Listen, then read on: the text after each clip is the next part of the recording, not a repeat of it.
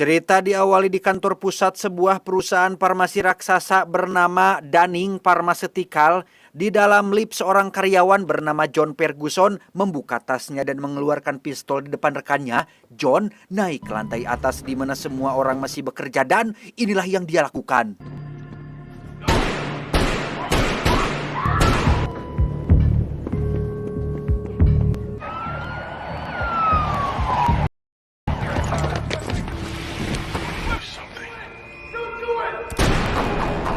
Sebelum memutuskan resign dari dunia ini, John sempat berkata bahwa seseorang harus mengambil langkah ini dan berita langsung menyebar ke seluruh dunia. A class action suit against Denning Pharmaceuticals is gaining momentum on allegations that the company had evidence. Ternyata perusahaan farmasi Danning sedang bersiap meluncurkan obat baru yang diperbincangkan, tapi obat ini juga sudah merenggut 3 nyawa. Akibatnya, sebuah firma hukum sedang bersiap mengajukan gugatan besar melawan perusahaan ini dan John yang memilih jalan tragis itu tidak lain adalah saksi kunci mereka yang sudah frustasi karena laporannya tidak pernah ditindaklanjuti.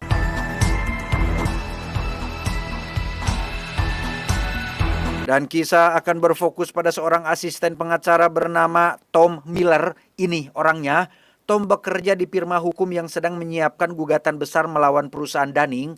Tugasnya mengumpulkan semua bukti dan berkas yang diperlukan. Dia juga diam-diam menjalin hubungan dengan rekan kerjanya bernama Anna tanpa diketahui oleh siapapun di kantor ini. I've met his wife. That wasn't funny. Saat didatangi oleh atasannya, Tom mengusulkan agar para korban serangan jantung akibat obat yang dibuat oleh perusahaan Danning juga ikut dimasukkan ke dalam gugatan. Tapi atasannya bernama Alan ini langsung menolak karena dianggap tidak menguntungkan secara finansial, sehingga ini menunjukkan bahwa orang kecil tidak ada nilainya di mata firma hukum ini. Come in.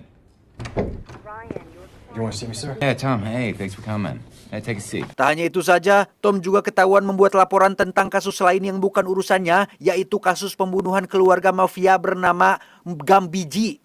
Atasannya yang lain langsung merobek laporan itu di depan mukanya dan menyuruhnya fokus pada tugasnya saja. And so I hope the memo helps shed some. I understand. Tak lama, Alan si atasan mengumumkan tentang koneksi internet kantor mereka yang sedang bermasalah sehingga semua pegawai disuruh pulang lebih awal, di mana hal tak terduga terjadi ketika Alan memanggil Tom ke hadapannya dan berkata bahwa ini adalah hari terakhir Tom bekerja di kantor ini. This is your last day at RBE, Tom. Dalam perjalanan keluar gedung, mata Tom menangkap sesuatu yang janggal, yaitu seorang pria asing yang belum pernah dia lihat sebelumnya keluar dari dalam lift dan meletakkan sebuah koper di lantai lobi. Tak lama, pria lain datang mengambil koper itu dan masuk ke dalam lift, sehingga karena penasaran, Tom pun mencoba mengikutinya.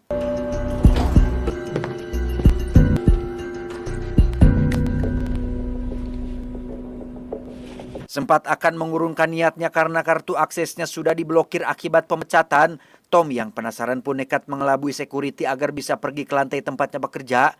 Sesampainya di sana, Tom malah menemukan rekan kerjanya sesama asisten pengacara bernama Roger yang katanya sedang kerja lembur. Melihat ada berkas penting tergeletak di mejanya, Tom jadi curiga jika ada sesuatu yang sedang Roger sembunyikan, sehingga untuk membuktikan hal itu, Tom pun diam-diam menyalakan kamera ponselnya dan meletakkannya di dalam gelas dekat meja si Roger. Alright. Really gone this time. Okay. Yeah, don't work too hard. Kemudian berpura-pura pergi ke sisi lain kantor dan disitulah ia melihat pria pembawa koper tadi sedang mengacak-ngacak kabel di sudut ruangan. Tom mengamatinya diam-diam sampai muncul seorang pengacara wanita yang mempertanyakan keberadaan si pria di sana. Dan tepat saat si wanita sedang balik badan menghubungi petugas keamanan, tiba-tiba...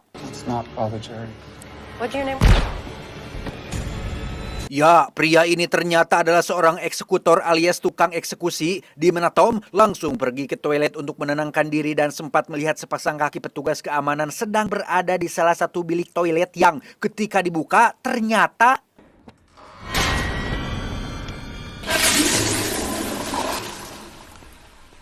Tak lama, Tom pun mendengar suara langkah kaki yang masuk ke dalam toilet sehingga ia dengan cepat naik ke atas mayat itu agar tidak ketahuan. Sadar bahwa itu adalah si eksekutor, Tom pun langsung pindah ke bilik sebelah tepat sebelum si eksekutor masuk ke bilik tersebut.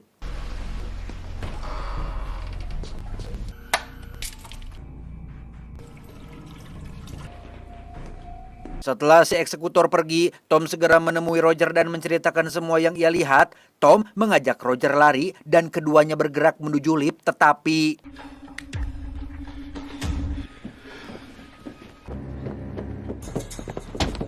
karena gedung ini sudah dikunci dari dalam, tidak ada yang bisa masuk dan keluar. Itu artinya Tom dan Roger harus terjebak di gedung ini bersama si eksekutor yang terlihat membuka kopernya dan tebak apa isinya. Ya, tak hanya melakukan eksekusi, si eksekutor ini juga berniat membakar ruang arsip yang isinya dipenuhi oleh banyak sekali berkas dan data kasus-kasus penting menggunakan bom waktu dan botol cairan yang sudah terbakar. Store tidak langsung menyalakan bomnya karena masih harus memastikan dulu tidak ada saksi mata yang berada di kantor ini.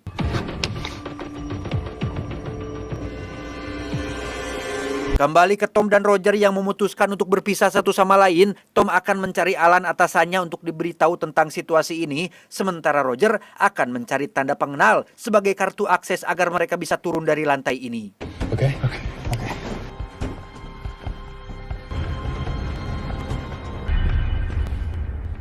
Saat Tom masih sedang mencari Alan itulah, Roger malah menghubungi istrinya untuk memberitahu bahwa ia akan telat pulang. Di mana saat kamera ponsel Tom masih menyala, muncullah si eksekutor yang ujug-ujug muncul di belakangnya dan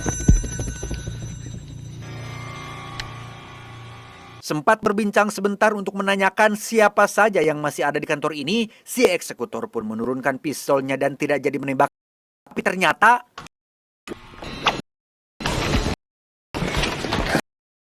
sekembalinya dari Alan yang ternyata susah ditemukan, mengambil ponselnya untuk 911, tapi karena bisa baterai tidak lakukan kecuali ngecas HP-nya dan menunggu sampai bisa digunakan.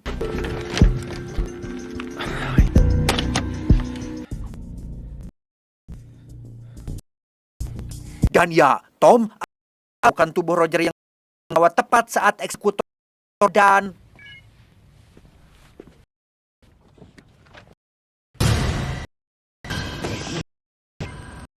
sedang muncul pada anak yang akhirnya menemukan selain sedang menghabiskan langsung ia hafal si dapatkan tersebut yaitu enggak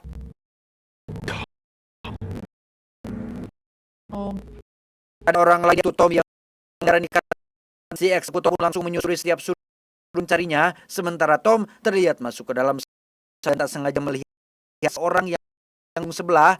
Tom kemudian berusaha untuk memberitahunya dengan cara membakar kertas, tetapi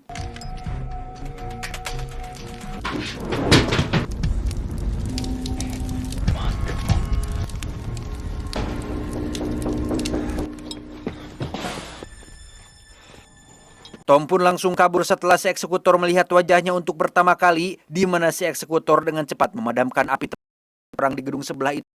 Sehingga dengan berpura-pura menghubungi 911, si eksekutor berhasil meyakinkan itu agar tidak menghubungi siapapun. Yes, I am. Yes. Memanfaatkan si eksekutor yang sedang sibuk memadamkan api, Tom pun dengan cepat mereset kartu tanda pengenalnya atau kartu aksesnya agar bisa digunakan kembali dan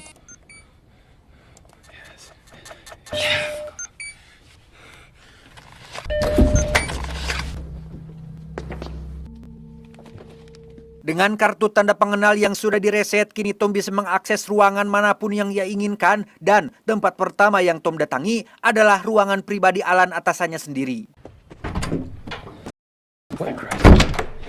Give me your cell phone. Tak sendiri, Alan ternyata bersama dengan seorang wanita yang ternyata adalah anggota keluarga mafia Gambiji yang kasusnya pernah Tom teliti dan tiba-tiba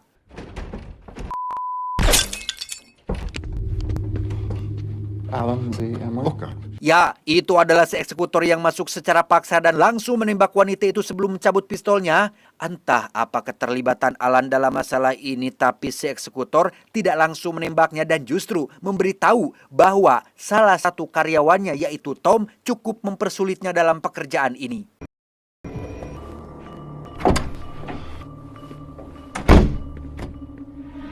Setelah si eksekutor pergi, Tom pun masuk kembali ke ruangan Alan setelah sebelumnya bersembunyi di belakang sofa. Entah pura-pura tidak tahu atau memang tidak menyadarinya, sekali tidak mempertanyakan kenapa Alan tidak dihabisi oleh si eksekutor dan justru malah fokus ke si wanita mafia yang dianggap menjadi target utama si eksekutor tersebut.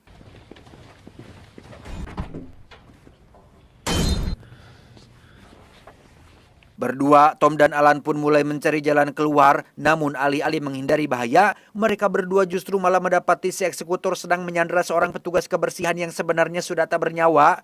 Tak lama, terdengar bunyi telepon dari sebuah ponsel yang tergeletak di meja yang tepat saat mereka sedang memeriksanya, ternyata... It's my number.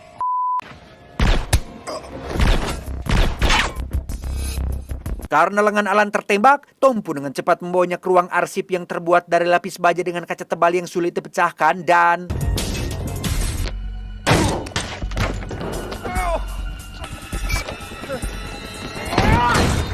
Karena tidak bisa masuk, si eksekutor pun menggunakan cara lain untuk membuat Tom keluar, yaitu mengirim pesan teks kepada Anna agar datang ke kantor ini secepatnya sehingga... No! No! Hey! Hey, come back here! Hey, get back here! Entah apa yang akan Tom lakukan untuk menyelamatkan kekasihnya, ia terlihat memfotokopi kartu tanda pengenal yang entah untuk apa maksudnya, di mana pada saat yang sama, Anna terlihat sudah tiba di kantor ini dan langsung dijadikan sandera oleh si eksekutor ini. Let her go! Anna, baby, it's okay. Everything's gonna be okay. It's a friendly exchange. Berlokasi di luar ruang arsip, Tom dan si eksekutor pun akan melakukan barter untuk menukar Anna dengan kartu tanda pengenalnya. Tom tahu betul bahwa si eksekutor memerlukan kartu tanda pengenal itu untuk bisa masuk ke ruang arsip dan mengaktifkan peledak yang sudah ia pasang sebelumnya. Di mana eksekutor sudah membuang pistolnya, Alan yang ingin masalah ini cepat beres pun memberikan kartu tanda pengenal itu langsung kepada si eksekutor sehingga... Sorry. Tom dan Anna berhasil kabur, tapi tidak dengan Alan yang dibawa ikut masuk ke ruang arsip bersama dengan si eksekutor. Tepat saat bom waktunya sudah dinyalakan, muncullah Tom dengan pistol milik si eksekutor yang tadi dilempar dan berhasil menyelamatkan Alan sekaligus mengunci si eksekutor di ruangan arsip tersebut. Anna, now!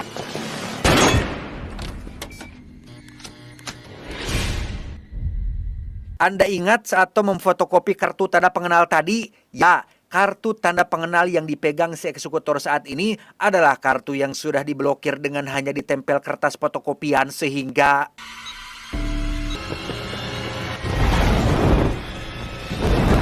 Sempat mencoba memadamkan apinya, si eksekutor akhirnya tumbang setelah menghirup asap yang sudah memenuhi ruangan ini. Melihat hal itu, Tom dengan cepat masuk ke sana dengan maksud untuk menyelamatkan beberapa berkas penting yang mungkin masih bisa diselamatkan.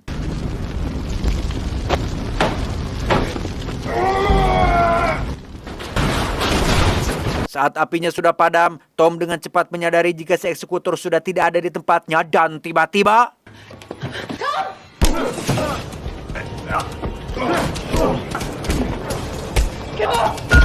Menggunakan tabung pemadam, Anna berhasil menghantam si eksekutor hingga tersungkur dan... You got no clue who you're with. Ya, Alan tiba-tiba muncul dan berhasil menembak si eksekutor, di mana sebelum menghembuskan nafas terakhirnya, si eksekutor memberitahu 4 buah angka, yaitu 1122, yang entah apa maksudnya.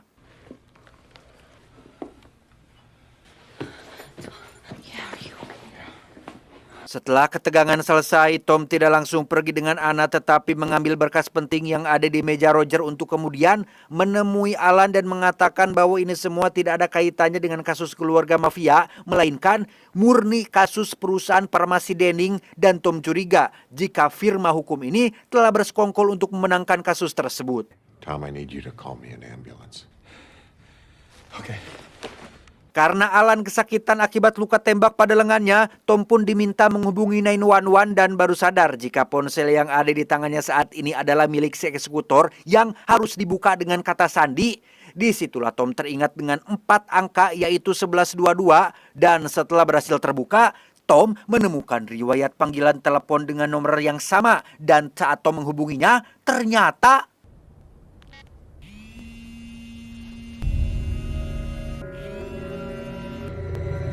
ya, benar kecurigaan bahwa Alan memang sudah diberikan sejumlah uang oleh perusahaan Denning untuk pura-pura kalah dalam kasus gugatan di persidangan. Roger dan beberapa pengacara di kantor ini sudah terlanjur tahu akan persekongkolan ini. Makanya perusahaan Denning mengirim eksekutor untuk menghabisi semua orang saksi, termasuk melenyapkan barang bukti di ruang arsip, sehingga secara tidak langsung Alan punya andil besar dalam kejahatan ini. Think of this more as a settlement. Oh, don't be so naive. Disitulah Alan menjadi sangat merasa bersalah karena tidak tahu jika endingnya harus memakan banyak korban seperti ini. Tom pun dibiarkan pergi sementara Alan sendiri mengambil pistol yang tergeletak di atas mejanya. Dan karena ia tahu bahwa perusahaan Denning sangat kejam, ia pun jadi ketakutan dan sadar betul jika nyawanya sedang dalam bahaya. Sehingga daripada menunggu perusahaan Denning menghabisinya, maka inilah yang Alan lakukan.